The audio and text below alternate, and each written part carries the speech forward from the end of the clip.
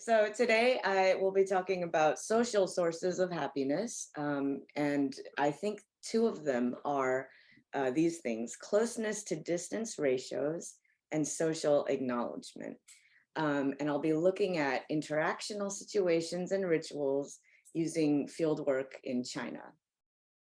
So this graphic that I have here is from part of the research on happiness. And I don't do this kind of work, but I find it really interesting. So if you look at it, it says that happiness depends on and it has 50% genetics. So these are things you cannot control. And then it says 10% and 40% are things that you can control. 10% they say is circumstances, and 40% is what they call an internal state of mind. But in other charts, they have, instead of internal state of mind, they put intentional activities. So they feel like, these activities can change your internal state of mind. And so they have the same thing. For me, I find this really interesting. And I think it's, first of all, pretty bold to put numbers on this, but I like the effort and I like what they're trying to do. For me, when I look at this, I feel like the circumstances and the state of mind are both so like dependent on social context and sort of social things, that I'm like, oh, like, let's think about this. But yeah, I think it's interesting to think about what we can and can't control when it comes to happiness. So, okay, let's see. So my core message today is that happiness comes from two aspects of social relationships arising from interactions. And my argument is that these two aspects are: one, ratios of closeness to distance, and two, social acknowledgement. And I think that rituals can actually create situations for these interactions to change these two aspects. Let me situate what I'm gonna talk about in the sort of rest of the research on happiness in the social sciences. So here I have a little grid of who, what, when, where, and why of happiness research. So for who is happiest and where are people happiest, there is the field of subjective well-being, and this happens a lot in economics and political science, where people do surveys to compare countries or cities, looking at how individuals rate themselves. So they ask, people to say how happy are they from a scale of like 1 to 5 or 1 to 10, and then they look to see like what kind of people say that they're the happiest. So is it people with higher income? Is it, people who are older? Is it people who are married or unmarried? And then, so that's like who is happiest. There's also sociology of emotion that looks at how people experience happiness differently depending on like status and power. For what happiness is, this I think you guys are most maybe familiar with because in your class. So this is looking at definitions of happiness, what different concepts of happiness are, how people evaluate like a good life. And this work is done in sociology of culture, in anthropology, in history, and in philosophy. For what I'm looking at these days, I am interested in when people are happy and why. And for that, I think symbolic interactionism is a sort of a subfield in sociology that looks at situations and interactions that bring out certain feelings and moods. And then for how to be happy, this is like a lot of stuff in positive psychology. And they come up with like activities and stuff to do to feel better. So this includes stuff like the gratitude exercises. I don't know if you've heard of them, but that's like the idea, the activity of thinking of 5 things that you're grateful for every day, or like 3 things, and writing them down every night. And they find that within 2 weeks, people rate themselves happier. All right, so what is the definition of happiness that I'm going to use today? Well, as you know, there are many concepts of the good life and of happiness. So I am a fan of studying them all. um, for just to like narrow it down so that we have like a focus today. This is how I'm thinking about happiness.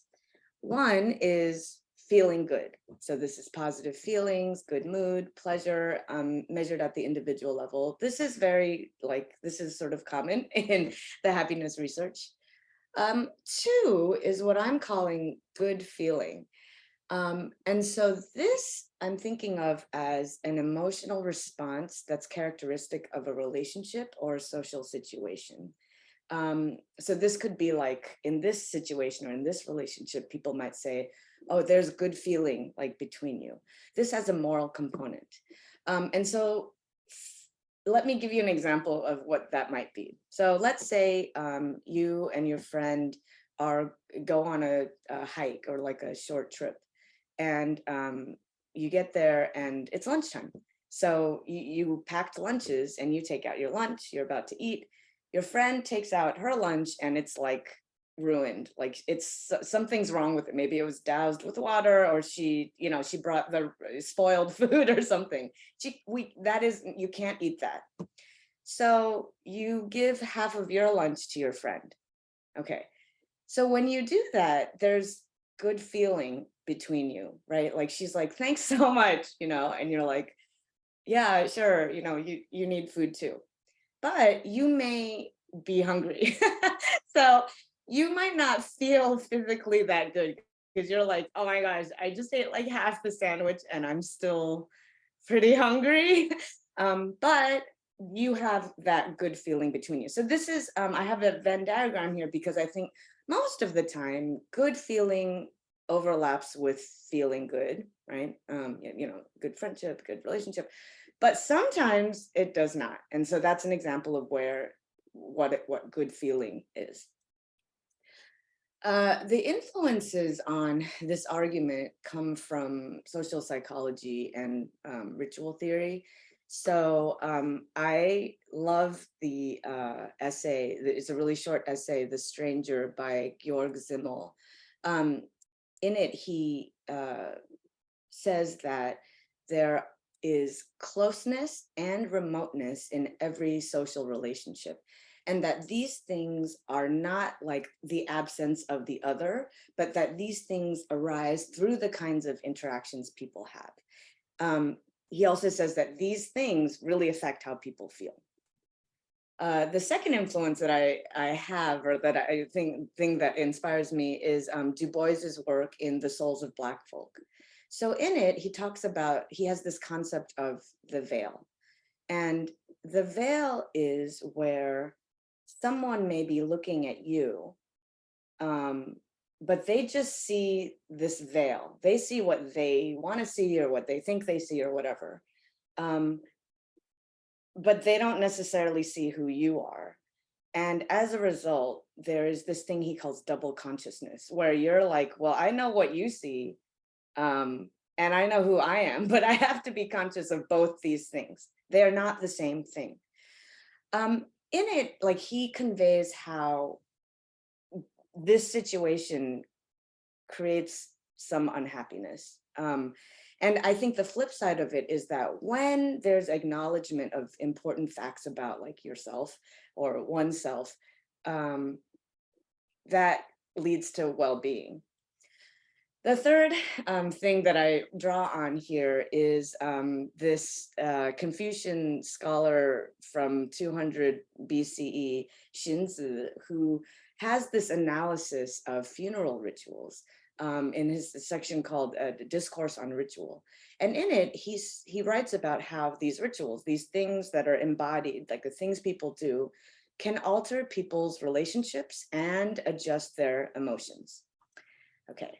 So the data and the field stuff that I will be showing you today is from field work done between 2013 and 2019, and it includes interviews, ethnography, so participant observation. I'll be showing you 2 videos, and then a big national survey.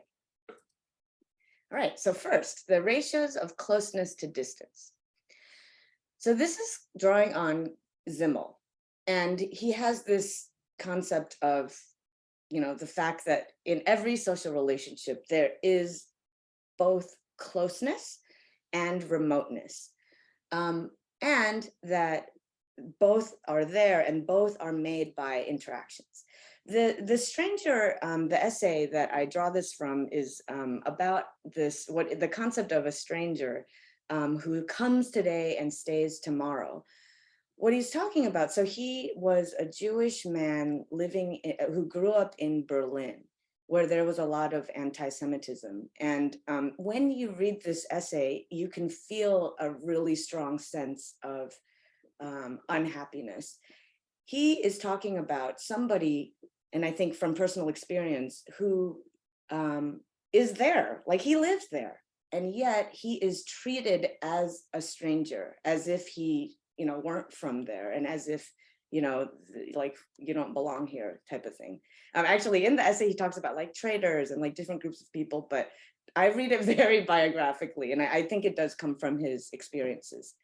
So in that, so let's say he comes home and he's lived in this neighborhood for 20 years. He has grown up there. And yet he comes home and he sees his neighbor, and his neighbor like looks away, right? This is an interaction that creates remoteness, even though this is his neighborhood. So this is, I think, the kind of thing he's talking about. Remoteness is not just an absence of closeness, it's a thing that's made. And so interactions constantly create both of these. And I think that there's a thing where the ratio of closeness versus closeness to distance can be more or less desirable and can create more positive or negative feelings. In this case, he's talking about negative feelings. So you were assigned this chapter where I talk about some young adults in China, and I don't talk about it in terms of remoteness and closeness, but I actually think that this is a really good way to understand some of the same people that you read about. So one of the examples in the chapter that you read about is this young adult who said, so I asked him for the interview, and then he's like, sure. We sat down like 2 days later in a cafe, and he's like, okay, so you want to know about happiness? Let me tell you about happiness. I am really happy. And then he was like, well, I'm 95% happy. There is one thing that makes me not happy. And basically he was really happy because he had this whole setup where he's like, I have my plans. I'm going to study law. I'm going to take the exam. Like, I'm going to do these things. And I have a really good job that like allows me to study on the side, take classes. I can pay for the things I need to. But the one thing that made him not happy was that his parents wanted him to get married, like now. He's like in his mid-20s, and they wanted him to have a kid, children, and then they wanted him to raise them. Like they're like, come on, let's, you need to do this. And he did not want to. He was not ready. He wanted to pursue his dreams. So he said, if I had a child now, that 5%, like that would destroy my dreams. And what I think is interesting is he could not be happy 100% while his parents were unhappy with him. And the threat of that 5% was so much, I guess, so that he felt like that 5% could destroy his 95%. So sort of this feeling of his parents not being happy with him really weighed on him, and he felt bad about that. But he didn't want to do what they said. And I think this is really interesting because, he cared about his parents and he took care of them and they took care of him. And there's this like nearness, they're close in many ways. But this one thing was creating remoteness. And that remoteness, it's only 5%, but it made him kind of like not quite happy. And I think it made them unhappy as well. And of course, this is happening in the context of Chinese society, where there's sort of the stories of filial piety and people talking about it. And, the idea of having it all includes being able to take care of parents in old age, being, good to them. And then there's a lot of like interaction between young adults and their parents. So in the survey, we found that of young married couples under the age of 30, 81% live with their parents or their in-laws. That's high, I think. But it means that, I mean, and a lot of this is because, maybe because housing is difficult to get and they have to live together, or, employment market is difficult too. So, it's financial requirements, but this is sort of the way life is right now. And so maybe even more so, where as they're negotiating sort of how close to be and how remote to be, and the ratio of this to that, this is actually a big factor in how happy they are. Other things we found in our survey, when we asked, did you spend time with your parents yesterday? Spend time with in person, 50% said yes. Who did you see in person yesterday? 60% answered parents. Okay. So another example from that chapter actually, I think, shows something a little bit similar, which is this other guy who was a anthropology graduate student. Same thing. His parents wanted him to get married now and have a kid and like live with them so they could raise the kid. And I went with him. It was like over 2 days. I interviewed, I met his aunt and his extended family, his aunt, his grandfather, his father, his mother. And when I sat down with his aunt, I was like, okay, let's talk about happiness. And she said, yeah, okay, sure. He should get married, right? Like, right? And then she's talking to him. She's like, you should get married. All your cousins are married, and like so-and-so is married. Like, you should just do it. So this is the way it was in the family. Like everybody, that I talked to, like brought it up right away. And it was sort of this big thing. And it weighed on him as well. And he was really conflicted by it. So after the 2 days, we went and had dinner. And I said, so how do you feel about this? What are you thinking? And he said, yeah, well, in the future, I might be here. So we were in his like home, like neighborhood. I'll figure out a way. Other people my age, they live at home with their parents. A lot of them do it. But then within the same dinner, like, I think it was like, 20 minutes later, he was like, oh, but I don't want to. I wouldn't be able to take it. After getting married, the son and daughter-in-law move in with the parents. I won't, though. Happiness is to have a choice. So here he is. I think they're also negotiating like the closeness and the distance to have. And actually, in his case, it was literal distance and closeness, whether to move home. But this was also weighing on his happiness. And I think what's interesting is for both of these, it was like, if they obey their parents, that's closeness. And then if they don't, that's distance or remoteness. And, like, where are we going to be on this was what they had to figure out. One other example is this young woman who was different. We went to get tea together and sat down, and she said right away, I was like, okay, let's talk about happiness. And she said, okay, well, my story is that I was left behind by my parents. They went to Guangdong to work and left me with my grandparents when I was just like 2. When they came back to visit, I didn't even recognize them, and that makes me very unhappy. She transferred all her affections to her grandparents who raised her. And so she said stuff like, yeah, like they would buy themselves cheaper shoes, but I'd rather have better ones. So I buy them, their shoes, and stuff like, I just want to graduate and take care of my grandparents. What was interesting was when we were talking, she got a phone call. So she's like, okay, I'm going to take this. I was like, sure. So she left, took the phone call, and came back. And then she was like, yeah, she came back and she was like, yeah, that was my mom. And then I was like, oh, so you're not close, right? Like, how did the conversation go? And she said, oh, well, she was asking if I need money. And I said, oh, well, that's nice. And then she said, yeah. And I said, well, so how often does she call? And she said, oh, like every few days. And I thought, oh, well, that seems nice. Like, she calls every few days to ask if you need money and she wants to give you money. Or it sounds like, her mom is trying to get closer and repair their relationship. She, in the meantime, is sort of pushing her parents away and kind of like refusing money when she could, and just kind of like, she's still angry at them and she's kind of trying to create this distance. Right. But they're also negotiating their relationship.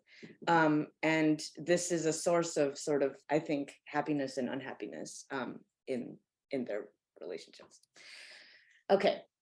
So the second aspect of social relationships, I think, that affects our happiness or unhappiness is what I'm calling social acknowledgement. And for this, I'm drawing on Du Bois's work on the veil and double consciousness. So this is the thing, I mean, he was writing from the point of view of an African American, a Black man in America, where, he talks about kind of going somewhere and then being viewed or met with, like, let's say a racist person who just sees what they want to see about him. They don't see who he is.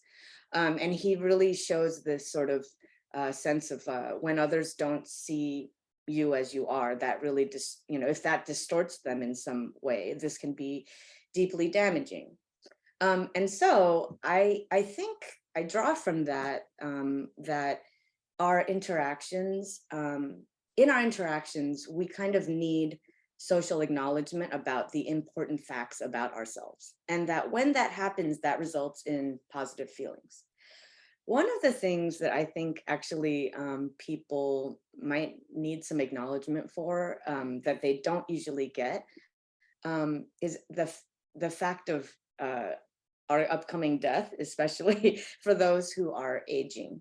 And so y'all are young, but as I'm 46 and starting like 43, like I was like, oh, my knees hurt and my back hurts and like, whoa, like, and I'm starting to think about, oh, actually, my life, like thinking about my life as a whole.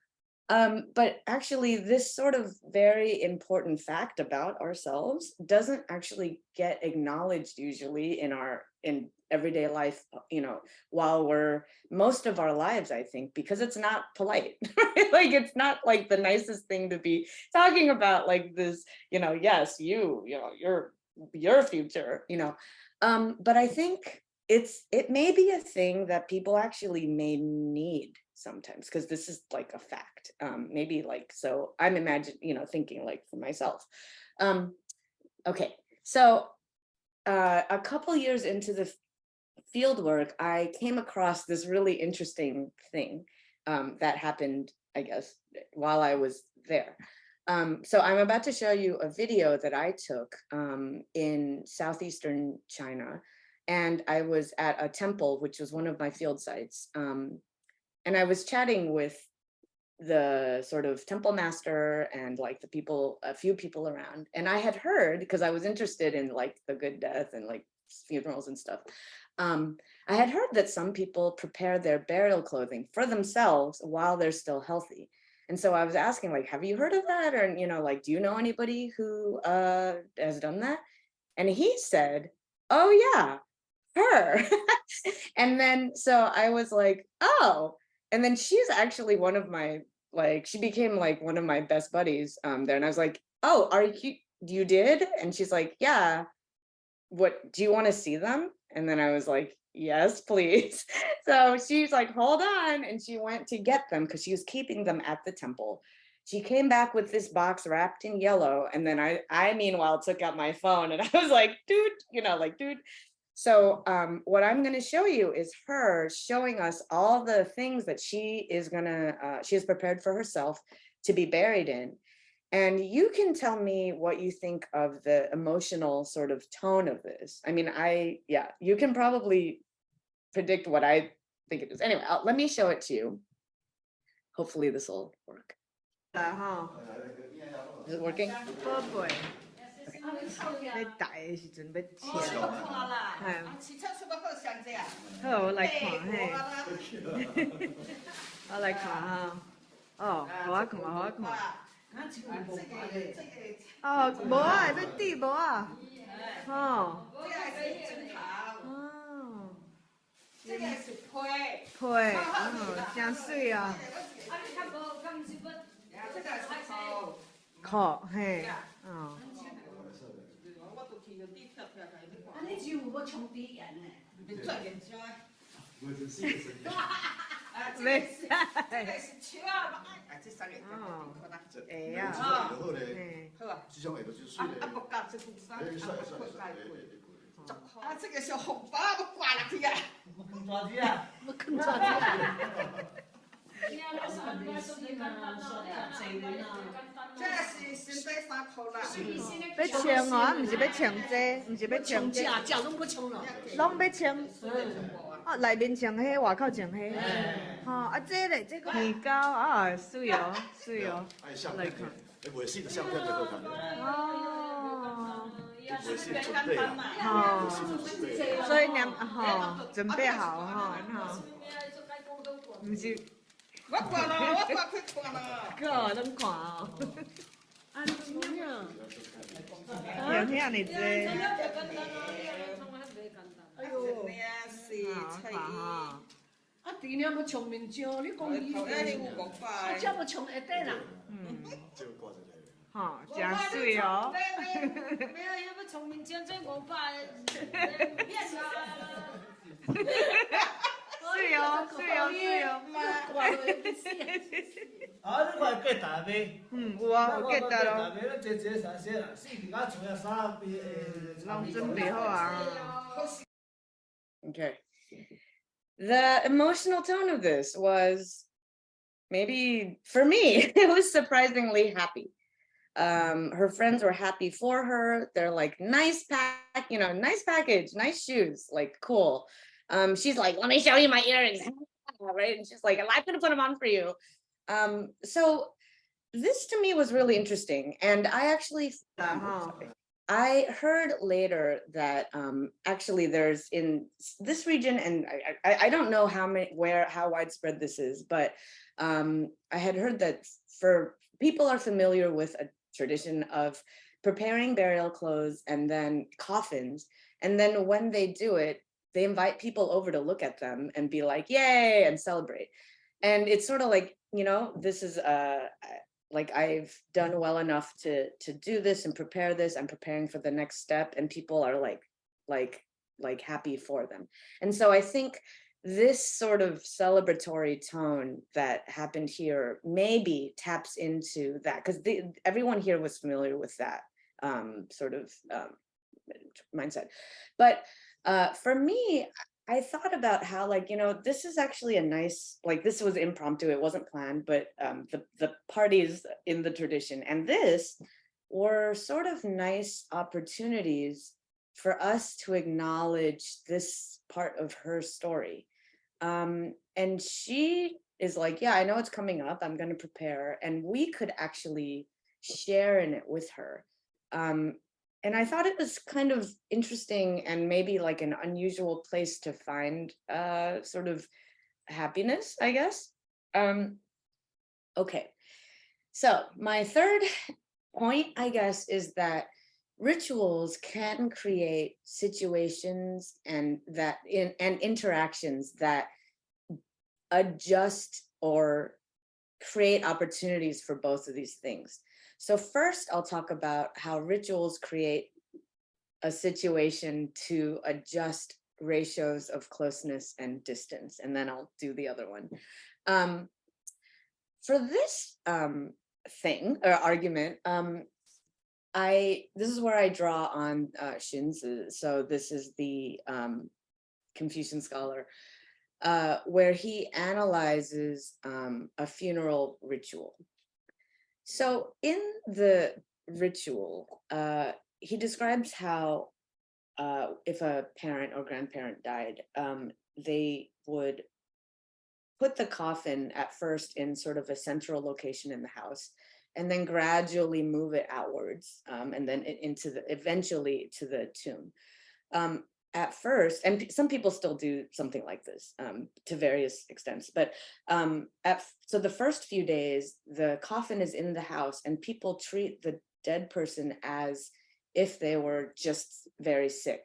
And they say, they give them, like, try to give them food, or they don't try, they know they're dead, but they say, oh, here, take this food, you got to eat to get better, you know, stuff like that.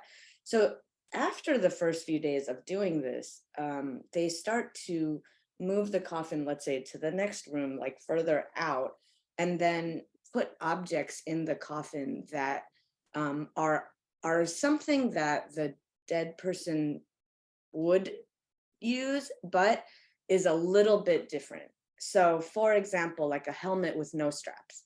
So a living person cannot use a helmet with no straps because it would fall off, but they might do that and kind of like put that in there. Or like a musical instrument that's not tuned, or a flute that, you know, whose holes are filled with dirt, something that sort of is sort of like what they would give a living person, but not exactly. And as they do these things, they're also moving the coffin out. Eventually, the coffin goes to the grave, where they are now in an ancestor. And then you do ancestor stuff for the ancestor, which is you treat them differently.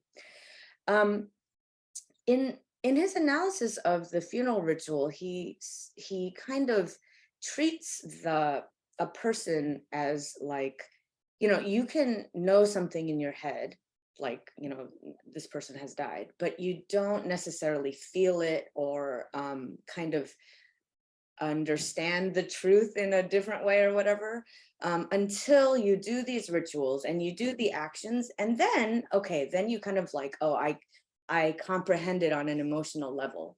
And he says, okay, so you do these things, and then the individual, this allows the individual to return to their routines. Before they do it, they might be suffering because you know, they know they have died, but the emotional comprehension hasn't caught up with it.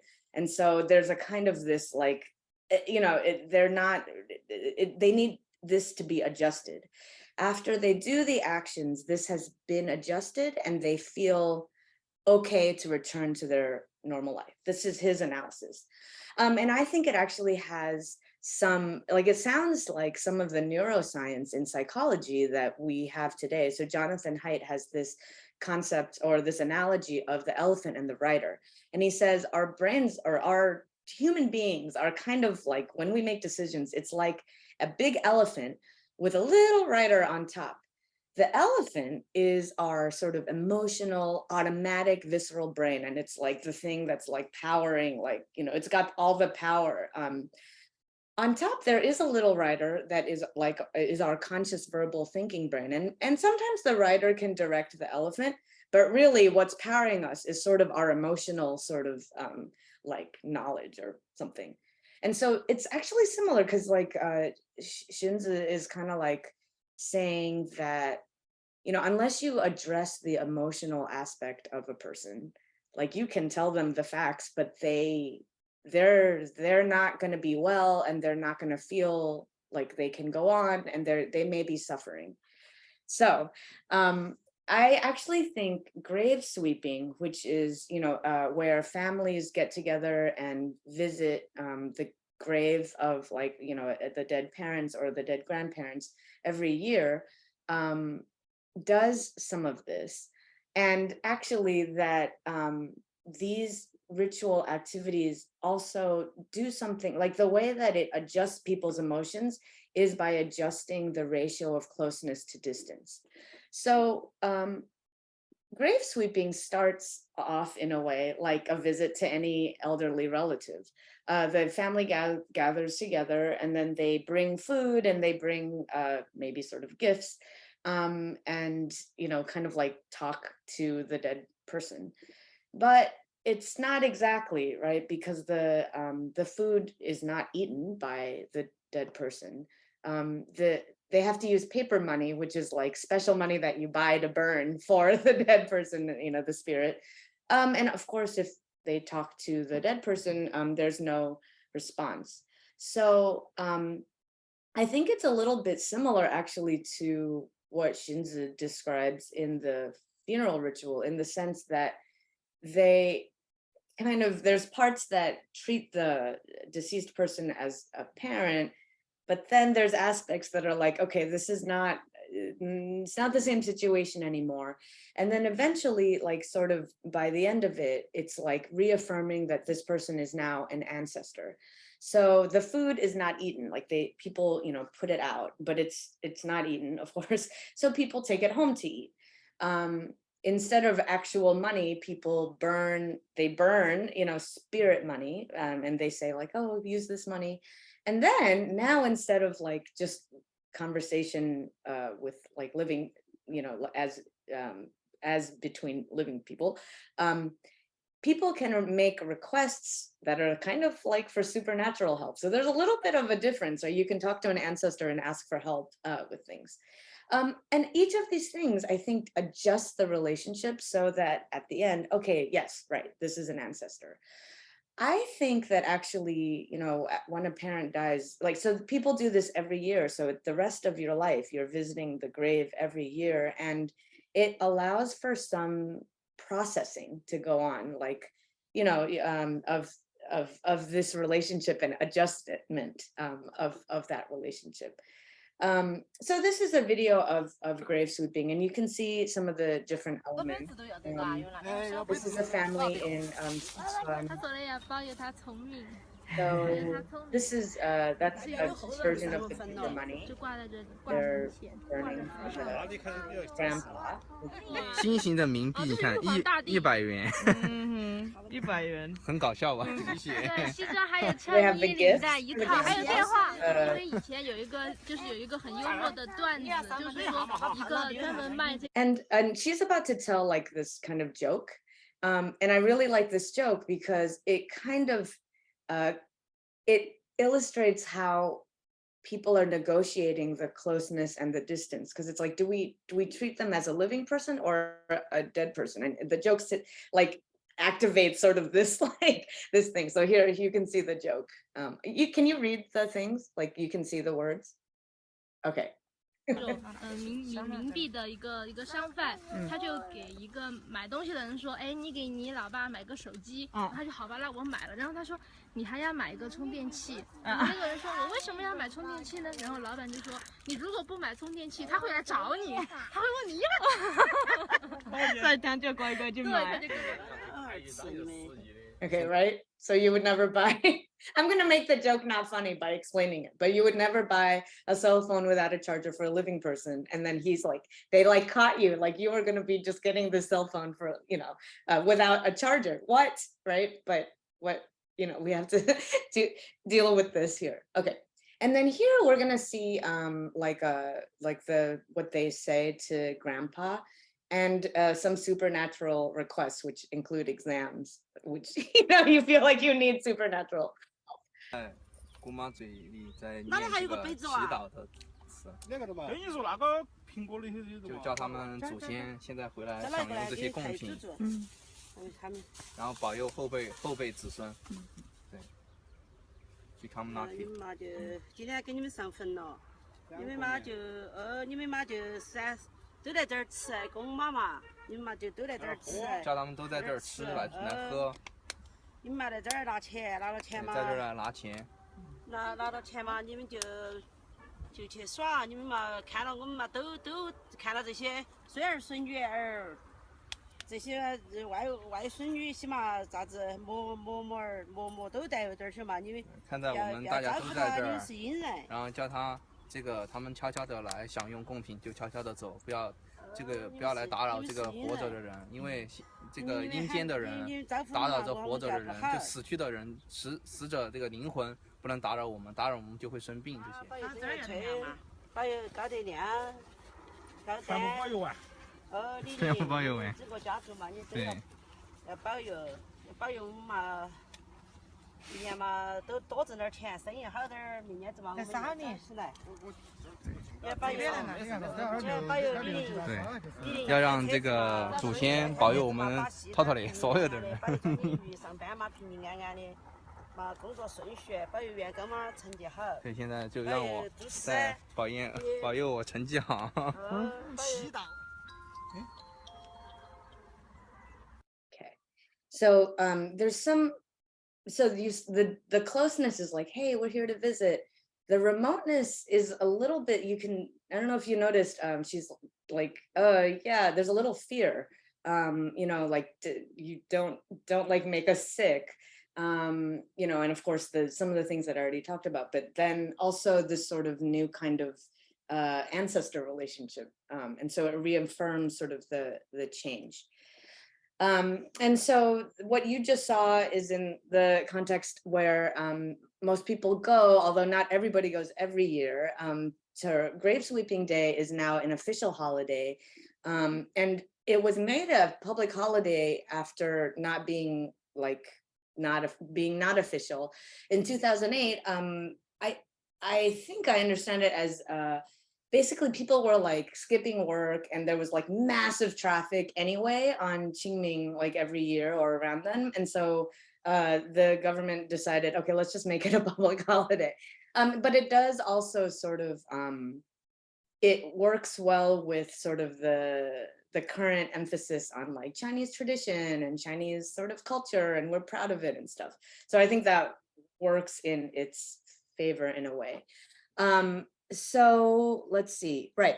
In the survey, we found that 79% of the adult population in China as a nation went at least once during the past year. That's a lot of people. They don't all go on that exact day. They'll go like, the week before or like, whatever. But anyway, that's a lot of people, and most people pretty much go. And we found yeah, okay.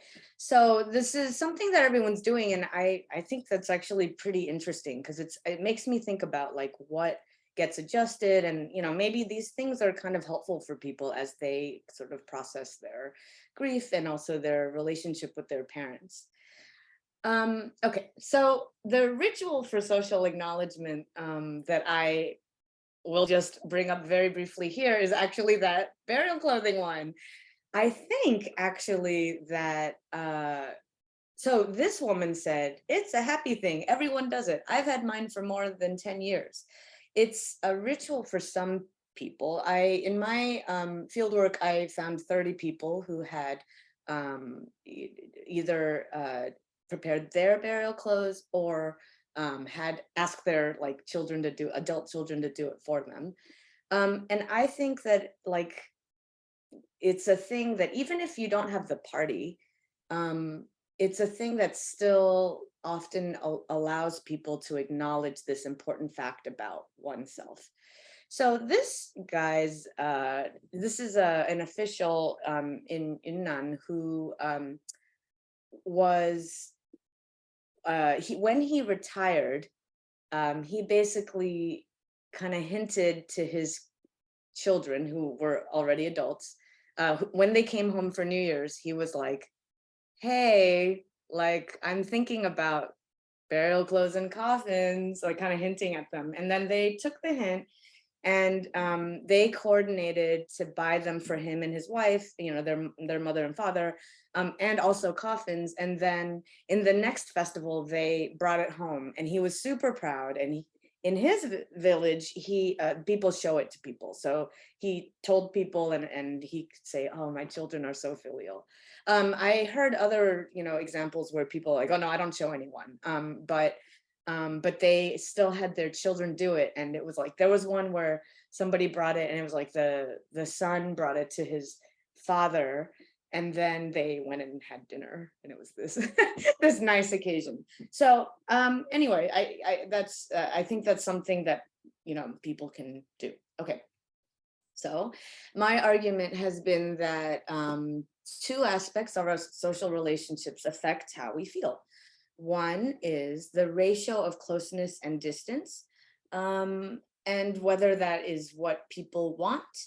And two is social acknowledgement of important facts about ourselves. And I think that rituals are able to create the situations sometimes in interactions that actually can adjust both of these two things. My core message has been that happiness comes from two aspects of social relationships arising from interactions. And I have sort of 4 thoughts about like implications and questions that this brings up. So the first is kind of drawing on the Zimmel part, which is how do we measure closeness and remoteness?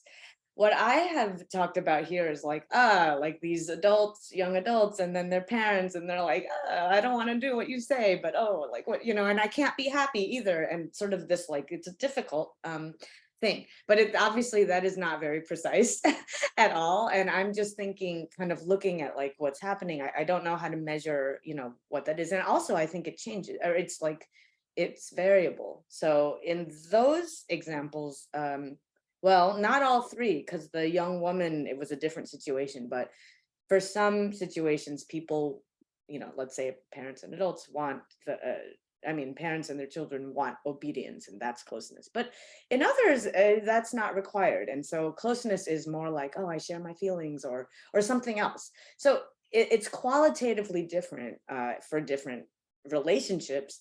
It's different, like the ratio that people want might be different from this party to that party in the same relationship. I think it's very difficult, but I also think it's super important. And so we have some, you know, really basic things, like here's a kind of sample sociogram. People like try to say, you know, there's like which relationships are mutual and which are reciprocal and non-reciprocal. But we are not very advanced, I would say, in sociology for this.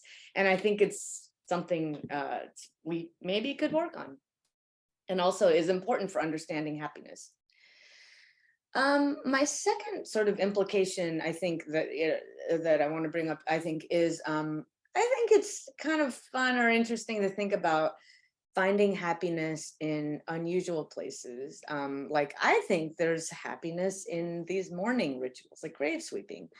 And when I say unusual, I don't mean like things people don't do, because lots of people do this. What I mean is unusual for the research on happiness. So I think right now the research on happiness is pretty, I don't know, it's not very geographically sort of relevant maybe at the moment, or I don't know, it should broaden up, I guess. And I think there maybe are a lot of things people are doing like that just are sort of common sense, or that are just part of, you know, what people normally do, that actually could be sources of happiness, especially maybe rituals. So anyway, in terms of mourning rituals, like people do something like the Chinese grave sweeping in France. There's All Saints Day. In Mexico, there's Dia de los Muertos. And I actually think maybe other types of rituals, not just mourning rituals, could be something, you know, that bring happiness. The other thing about the mourning rituals and things, like the numbers, I think, are very interesting, because if we're thinking about, okay, I think maybe grave sweeping is something that could provide some well-being to people as they're processing. Every year they go back to their graves and let me, you know, kind of rejigger this and think about this.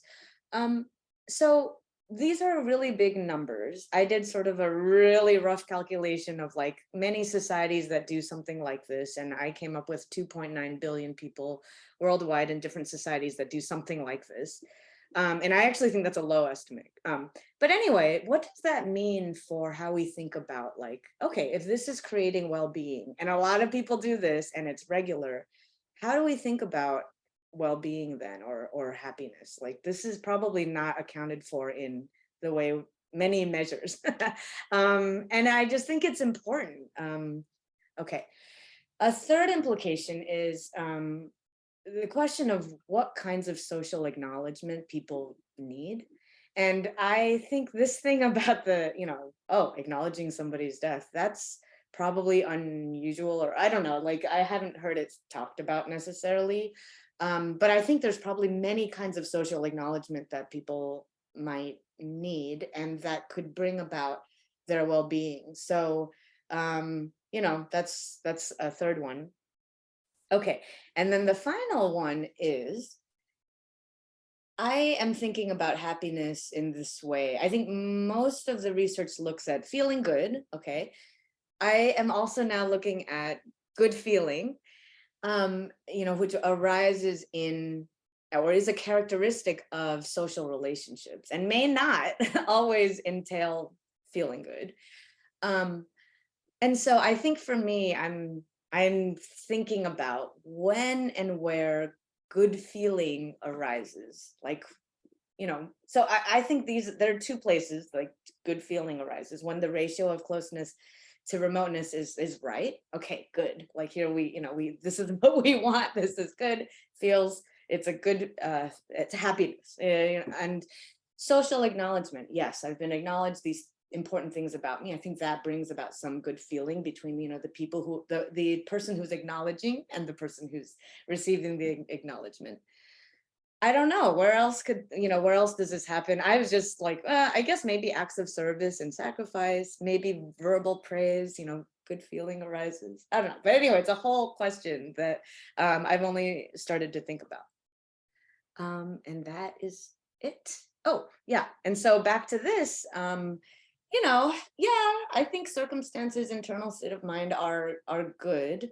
But maybe we want to add some of these sort of things that are part of social relationships to the picture. Okay, so thank you. I'll stop share. All right, thank you, Becky. That was fabulous.